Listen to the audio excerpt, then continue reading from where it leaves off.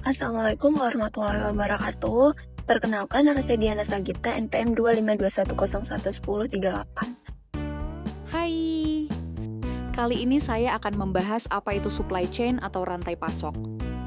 Pernah nggak sih kalian merasa proses dalam sebuah perusahaan itu terlalu panjang dan berbelit-belit? Misalnya dari produsen ke distributor, lalu ke agen, baru sampai ke pelanggan. Akibatnya harga naik, waktu kirim lama, dan kualitas produk bisa menurun.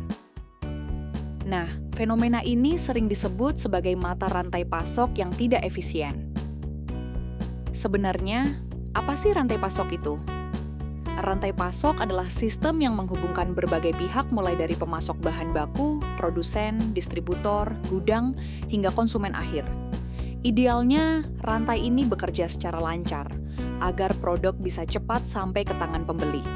Namun, terkadang rantai pasok tidak berjalan dengan mulus dan tanpa hambatan, bahkan bisa menyebabkan kerugian.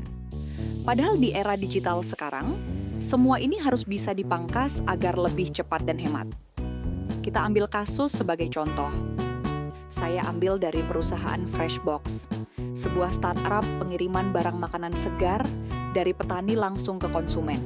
Awalnya, Freshbox juga mengalami masalah rantai pasok yang panjang.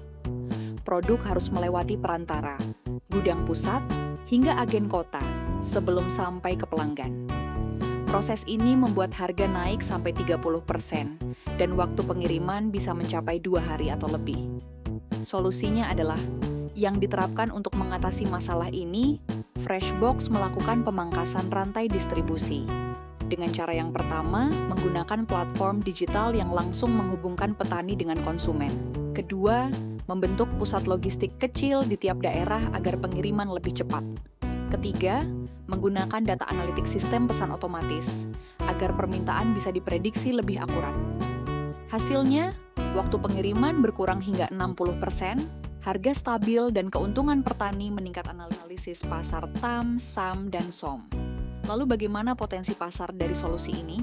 Kita bisa lihat dari 3 lapisan analisis pasar. TAM, Total Addressable Market, adalah ukuran total seluruh permintaan pasar terhadap suatu produk atau layanan jika tidak ada batasan. Artinya, jika kamu bisa menjual produkmu ke semua calon pelanggan yang mungkin membutuhkannya di seluruh dunia. Dengan kata lain, TAM menggambarkan seberapa besar keseluruhan di industri tersebut yang menunjukkan potensi maksimal pasar yang bisa digarap oleh produkmu untuk memahami skala industri. Total pasar bahan pangan segar di Indonesia mencapai sekitar 500 triliun per tahun. Ini menggambarkan seluruh potensi pasar yang bisa dimasuki secara teoritis.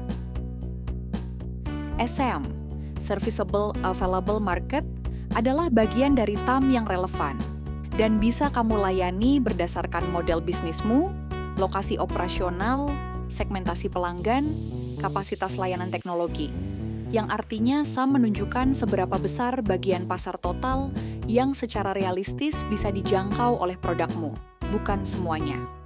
Dengan tujuan menentukan target pasar potensial yang bisa kamu layani sesuai kemampuan dan fokus bisnismu.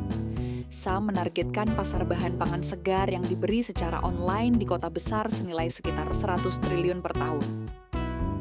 SOM, Serviceable Obtainable Market, adalah estimasi realistis dari pangsa pasar yang mungkin kamu kuasai, seringkali diantarkan dalam persen dari SAM.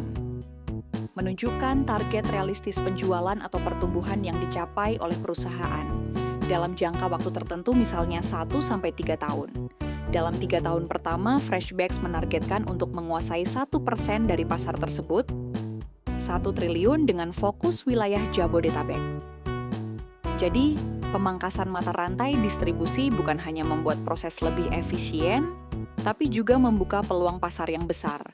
Dengan memahami dan merafikan konsep TAM, CM, dan SOM, perusahaan bisa menentukan strategi yang lebih realistis dan berukur. Melalui analisis pasar TAM, SAM, dan SOM, kita dapat memahami potensi dan fokus.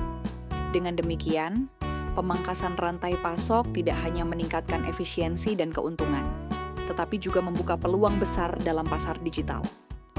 Memahami konsep TAM, SAM, dan SOM membantu perusahaan merancang strategi bisnis yang lebih realistis, efisien, dan berkelanjutan. Mari ubah sistem yang rumit menjadi lebih sederhana, cepat, dan menguntungkan semua pihak.